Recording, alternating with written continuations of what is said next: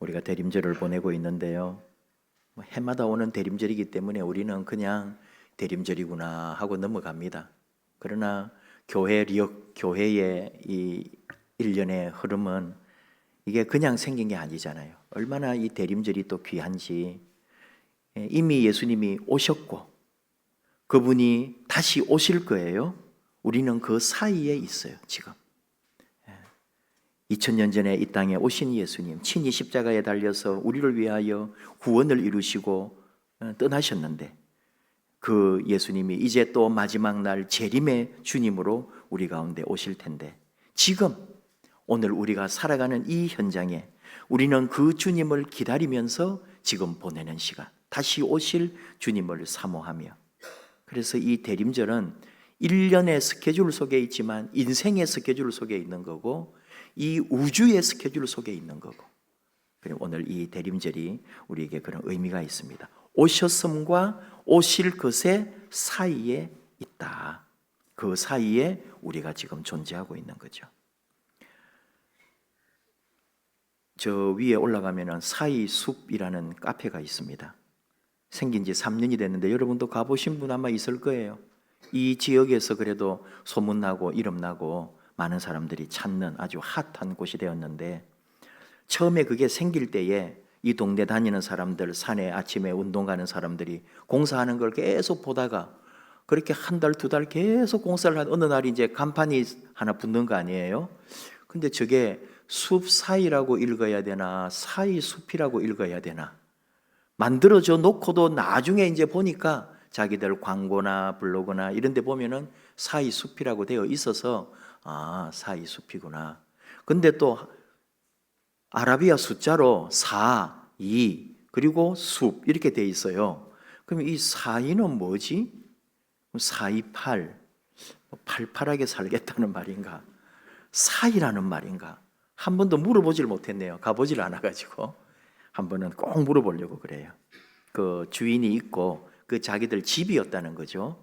어차피 그래서 그 집에 이제 자기가 28살 딸이 내가 여기서 사람들을 위한 그런 공간을 한번 만들어 보겠다. 어쨌든 그래서 숲 사이에 우리 안양예술공원 그리고 삼성산, 관악산 그리고 아름다운 이 자연 사이에다가 사이숲이라고 하는 그런 이름을 이렇게 지어놓고 있는데, 그 사이를 말하는 거예요. 오늘 제목 세례 요한과 예수님 사이, 두 사람 사이가 어떨까? 그런 사이가 아니고 세례 요한이 있고 예수님이 계신데 그 사이 우리가 있다 이 말이에요. 그 가운데에 예수님과 세례 요한 사이에 뭐가 있죠?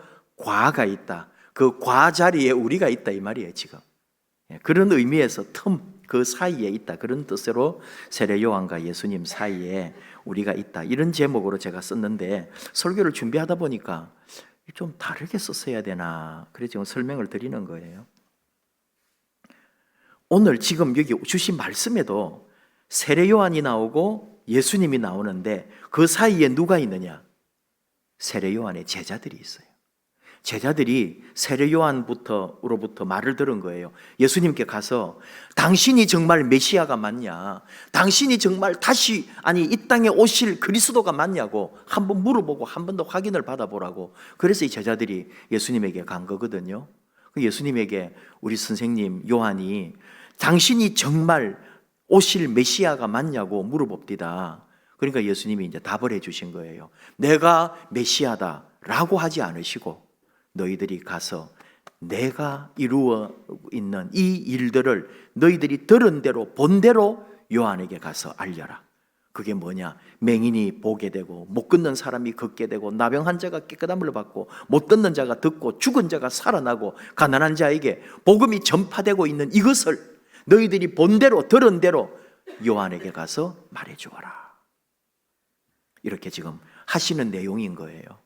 이게 또 뭐냐? 결국은 우리도 마찬가지단 말이에요. 우리가 세례 요한과 예수님 사이에 있다면 우리도 그런 거거든요.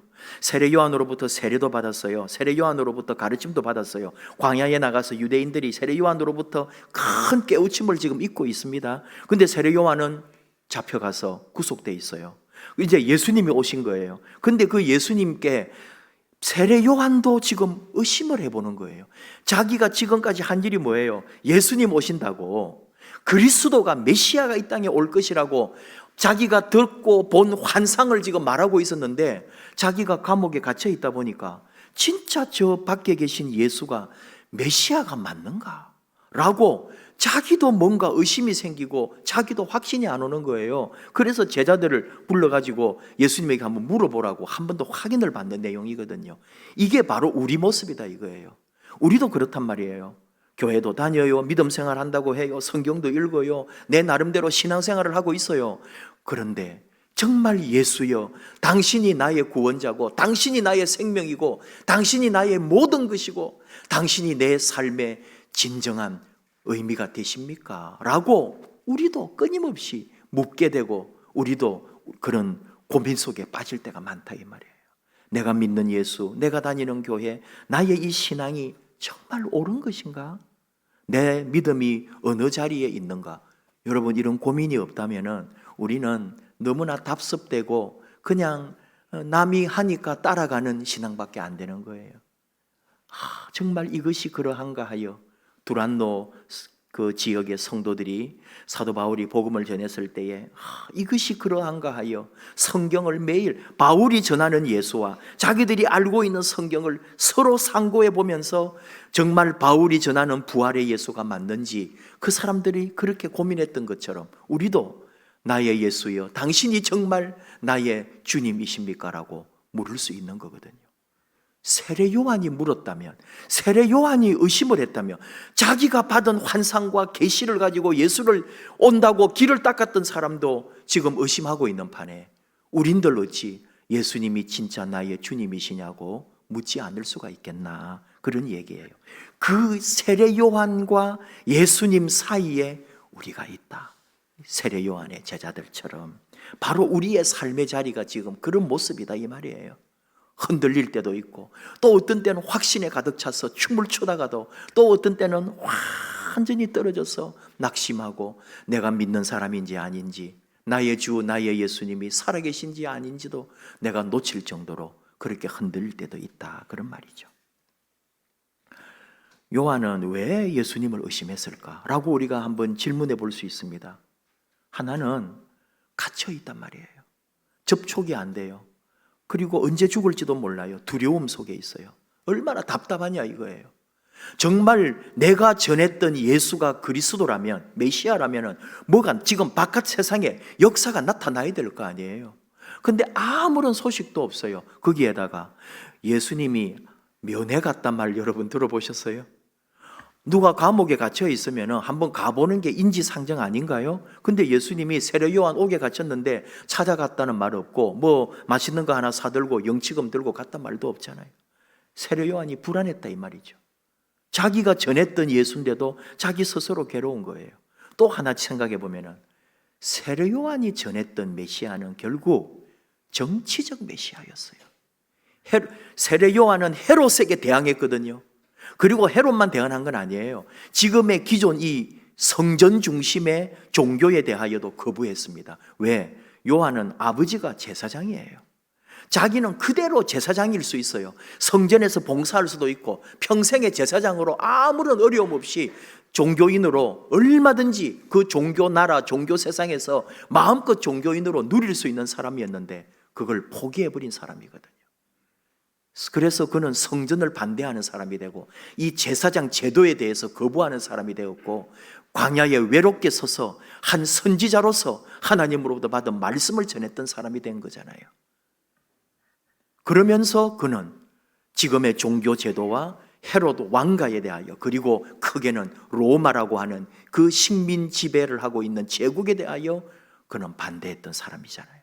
그러니까 지금 뭘 기대하느냐? 예수님이 그렇게 해주기를 기대하고 있는 거예요. 뭔가 이루어내기를, 로마에 항거하고 헤롯 왕가를 무너뜨리고 새로운 다윗 왕가를 일으킬 메시아를 선포했는데 예수님이 그런 모습이 하나도 안 보이잖아요. 그러니까 그 안에서 지금 뭔가 그는 낙심하고 실망했다 이 말이에요. 근데 예수님이 답을, 내가 메시아다, 세례 요한에게 가서 전해라, 나는 하나님으로부터 온 메시아다, 이렇게 가르쳐 주질 않았다고요. 뭐라고 해요? 오늘 말씀 5절 그대로 너희들이 듣고 보는 것을 요한에게 알려라. 그게 뭐라고요? 맹인이 보게 되고 못 걷는 사람이 걷고, 이 얘기를 해주라는 거예요. 그게 바로 메시아의 답이었습니다. 세례 요한은 깨달았단 말이에요. 지금까지 자기가 정치적 메시아를 그렇게 외쳤지만 그가 깨달은 것은 예수님이 답을 해준 것을 그는 알게 된 거죠. 다시는 안 물어봅니다. 다시는 당신이 메시아냐고 물어보지고 의심하지도 않아요. 그는 이제 확신하는 거예요. 그리고 헤롯이 그를 죽일 때 당당하게 그는 목이 베어져서 죽는 거죠. 왜? 깨달은 거예요. 예수님이 이루시려는 나라는 그런 세상적 왕권도 아니고 로마를 무너뜨리는 정치적 항거 세력도 아니고 하나님의 나라였던 거예요. 한 영혼이, 한 사람이, 이 땅에 있는 하나님의 백성이 새롭게 되고 변화되고 그리고 새로운 생명과 새로운 나라를 살게 되는 하나님 나라를 선포했다 이 말이에요. 눈을 뜨고 죽은 자가 살아나고 가난한 자에게 복음이 전파되고 있는 이 현장이 하나님 나라의 모습인 것을 우리도 아직 잘 모르는 거예요. 이것을. 왜? 우리도 마치 이 세상의 영광과 이 세상의 소유를 향하여 달려가기 때문에 하나님 나라를 우리가 모르는 거예요. 지금 내가 살고 있는 이 땅에서 누릴 나의 영화로운 삶만을 바라고 있기 때문에 하나님의 그 진정한 하나님의 뜻을 우리는 모르고 있는 거예요. 세례 요한처럼 또 제자들처럼 헤매고 있는 거죠. 예수님을 똑바로 보라고 오늘 세례 요한과 예수님 사이에 머뭇거리고 있는 우리들에게 주시는 하나님의 말씀입니다. 유대의 역사를 기록한 요세푸스라는 사람이 있기 때문에 예수님 시대라든지 그 2000년 전의 역사들을 우리가 성경만이 아니라 그래도 한 역사가가 써놓은 역사가 있기 때문에 우리는 객관적으로 신약 성경도 풀 수 있게 됐거든요. 세례 요한을 헤롯이 어디다 가뒀냐면은 사해 동쪽에 있는 마카이루스라는 성에다가 감금해 두었습니다. 절대로 누가 빼내가거나 혼자 탈출하거나 그런 일 못하도록 아주 요새에다가 그를 딱 이게 감추어 놓고 잡아두고 있었던 거죠. 왜? 자기를 막 공격하니까, 백성들을 막 선동하니까. 그래서 세례 요한이 그렇게 미웠기 때문에 그를 가두어 놓은 거예요. 그 세례 요한의 마음도 우리가 이해를 해야죠. 꼼짝도 못하고 천연의 어떤 요새에 갇혀서 그냥 아무것도 할 수 없도록 하나님의 사람이 하나님의 말씀을 외쳐야 되는데 딱 잡아놓고 죽일 날만 지금 기다리고 있으니 그 요한의 갈등과 고민과 예수님에 대한 의심이 일어날 수밖에 없었다.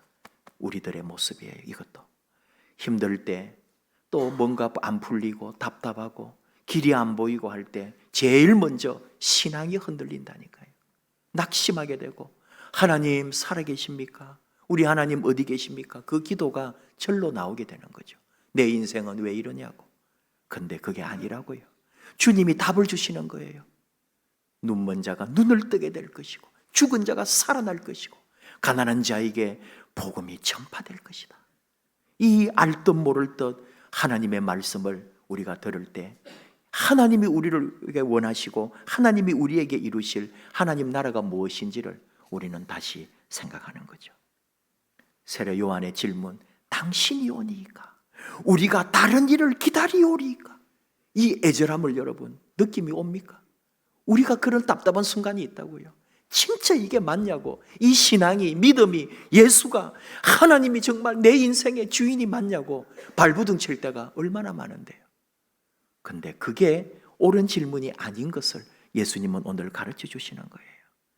오늘도 우리 가운데 일어나고 있는 놀라운 일들, 내 삶의 인생길에 함께 하셨던 주님의 역사, 사람들도 모르고 나도 다 모르지만 그러나 내 인생을 통하여 일하시는 하나님의 성결하고 고귀한 그 뜻이 내 속에 있다는 것을 우리는 매 순간 알게 되고 깨닫게 되고 그분 앞에 순종하지 아니하고는, 그분의 말씀을 믿지 아니하고는 답이 없는, 그래서 그분 앞에 무릎 꿇게 되는 것이 우리의 삶인 거예요. 그분만이 우리의 답이시고 그분만이 우리의 문제를 해결하실 거다.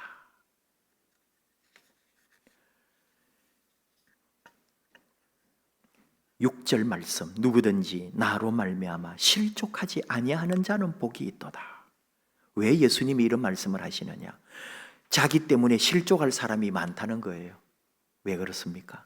자꾸 정치적 메시아를 꿈을 꾸니까. 우리는요, 세상에 성공하는 것을 계속 꿈을 꾸는 거예요. 그래서 예수님에게 자꾸 실망하는 거예요. 영적 말씀, 하나님의 하늘의 말씀을 전하면 그게 내 마음에 와닿지를 않는 거예요. 내가 원하는 답이 아닌 거예요. 이번에 여기 투자하거라. 이 주식이 10배로 뛰어오를 것이다. 다 영감을 주고. 우리가 믿는 예수님은 그런 거란 말이에요. 이번에는 어디다가 어떻게 하고, 어떻게 돈을 모으고, 어디 아파트에 뭘 하고, 어디로 이사를 가고, 어디 대학에다가 집어넣고, 이런 거 우리가 바라는 거란 말이에요. 지금 당신이 오니까 하는 게 그런 질문이라고요. 내 마음에, 내 뜻에, 내가 원하는 대로 좀 해달라고 우리가 하나님께 부르짖는 거거든요. 하나님 그게 답이 아니라고 다시 가르쳐 주시는 거예요. 뜬구름 잡는 얘기를 하는 거예요. 눈먼 자가 눈을 뜨게 될 것이고, 못 걷는 사람이 걷게 될 것이고, 나병 환자가 병이 나을 것이고, 그거하고 나하고 무슨 상관인데요? 우리는 그런 소리 하고 있는 거예요.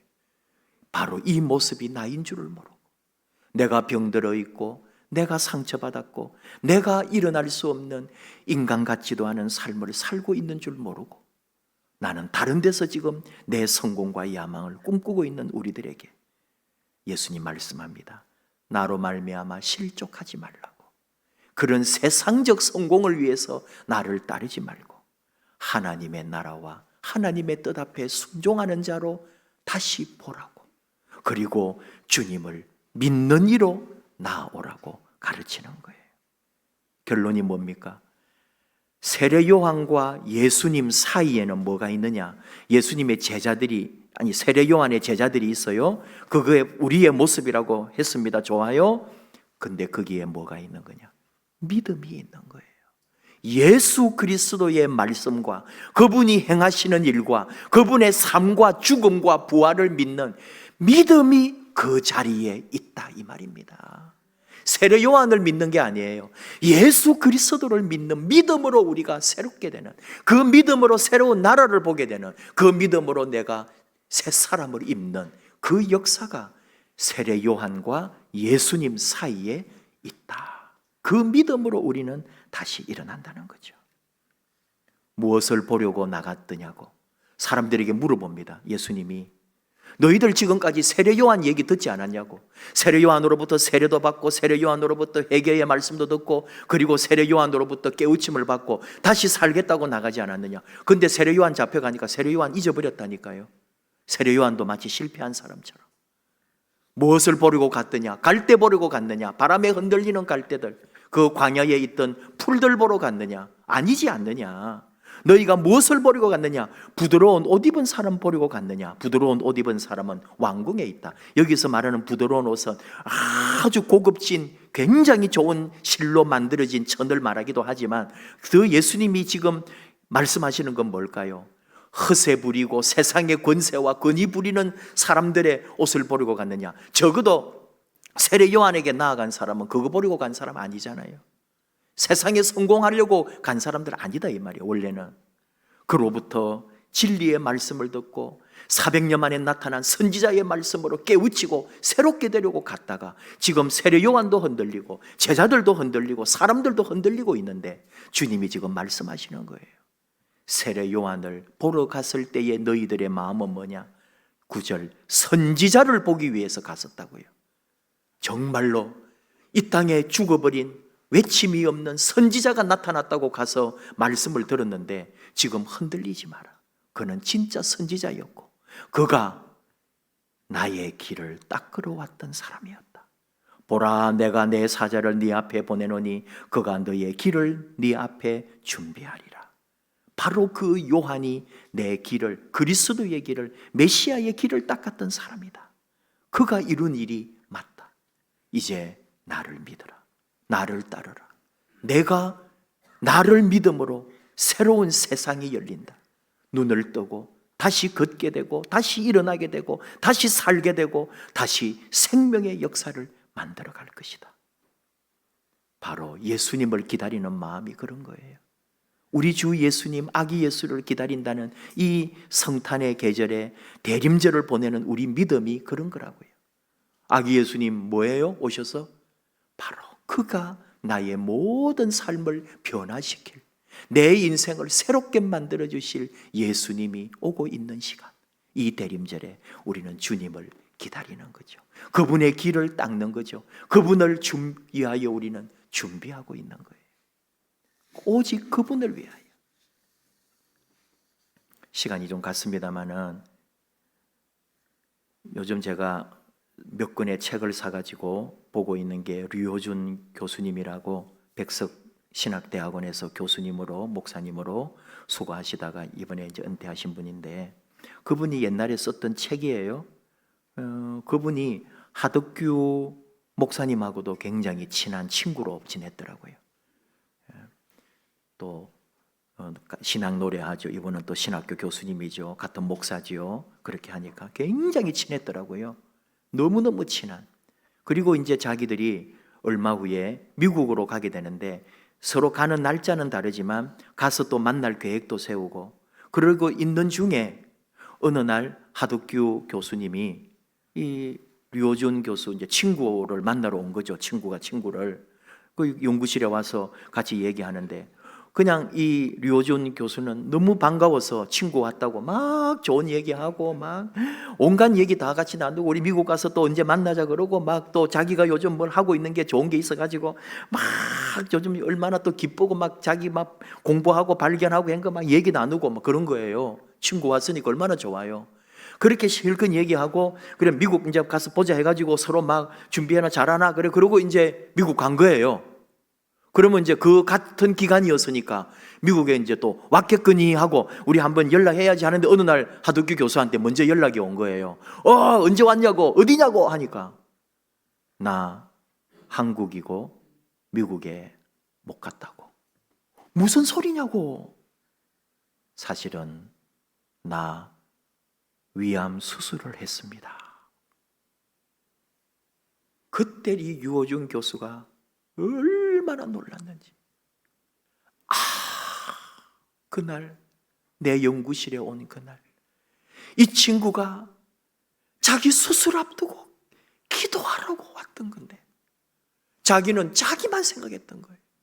미국 같이 가는 거 생각하고 가서 또 운동하고 뭐 가서 놀고 하는 그것만 생각하고 이 친구가 왜 찾아왔는지, 이 친구가 말을 못하고 가슴에 그걸 품고 그대로 돌아갔다는 걸 생각하니까 견딜 수가 없는 슬픔과 아픔으로 얼마나 마음이 아픈지 자기가 이 친구의 마음을 하나도 몰라줬다.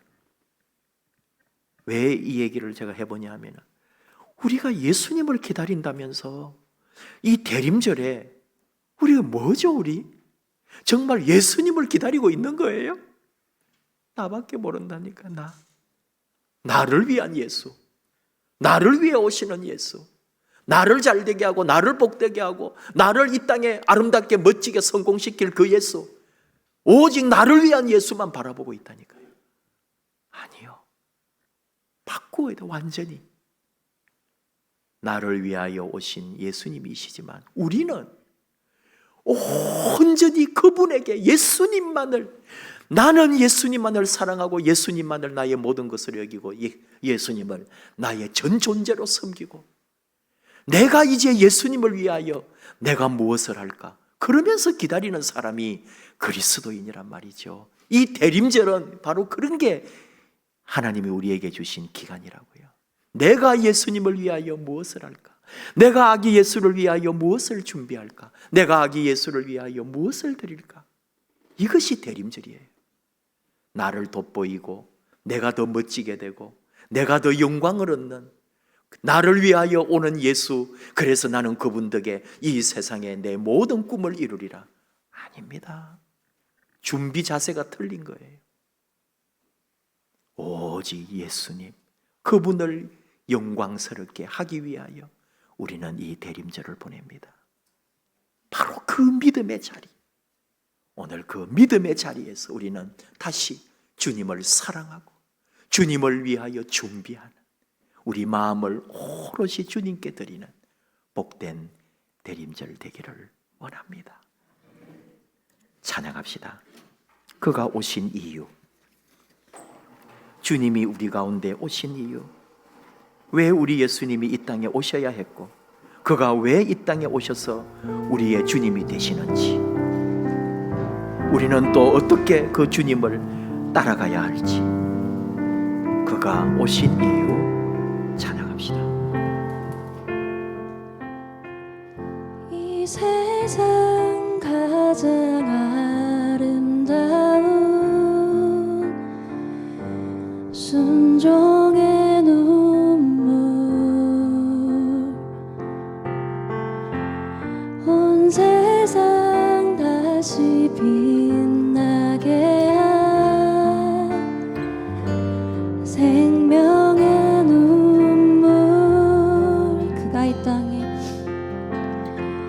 그가 이 땅에 오신 이유, 죽어야 살게 되고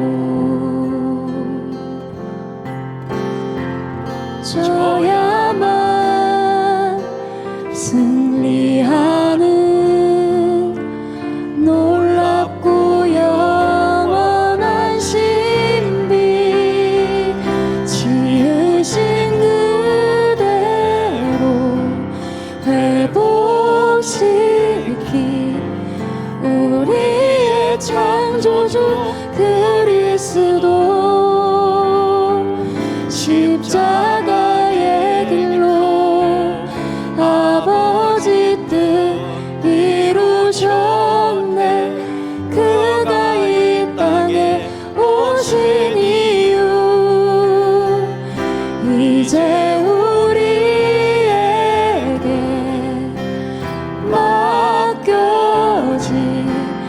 그 소망, 그 사랑, 그 생명,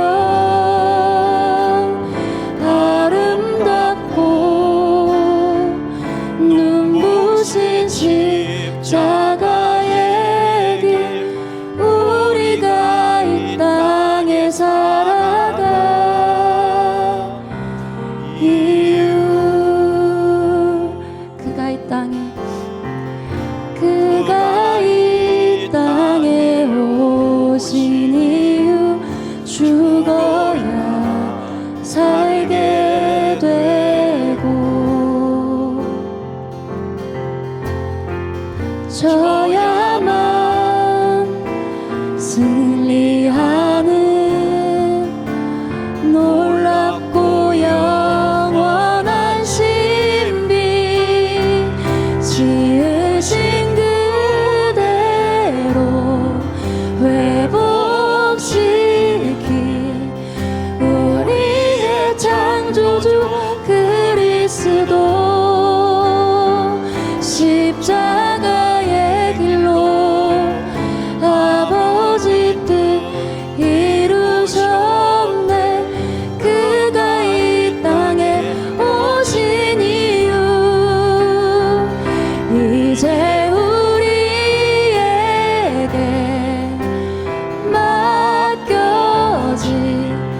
그 소망, 그 사랑, 그 생명, 아름답고 눈부신 십자가의 길, 우리가 이 땅에 살아가 이유.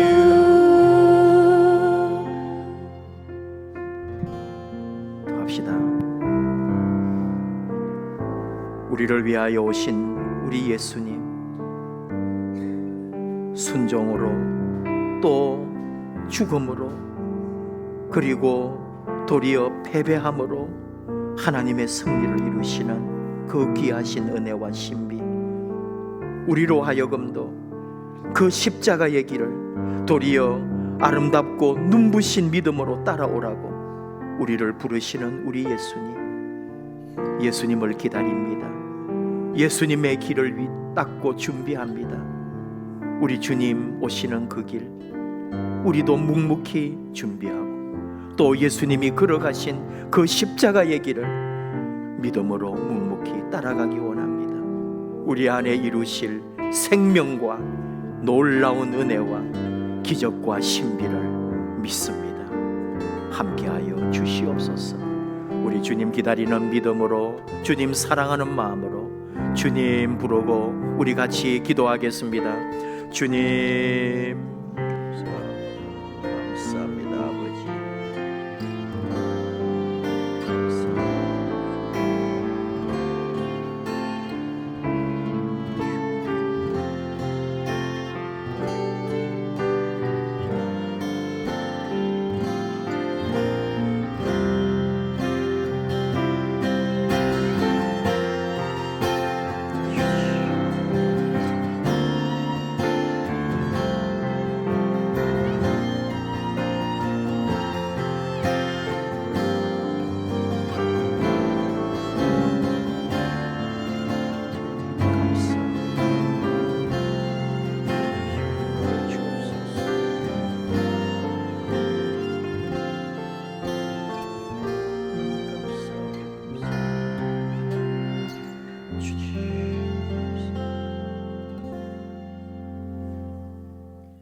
아버지 하나님, 우리 아기 예수님 기다리고 또 사모하고 바라보게 해주심을 감사합니다.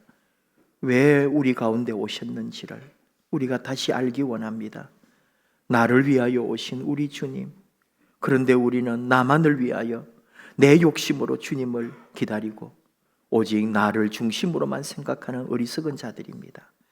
도리어 우리는 주님을 위한 아름다운 제자로, 주님을 위한 아름다운 십자가의 길을 걸어가는 믿음에 순종하는 자로 우리를 세워 주시옵소서. 주님 감사합니다. 오셔서 감사합니다.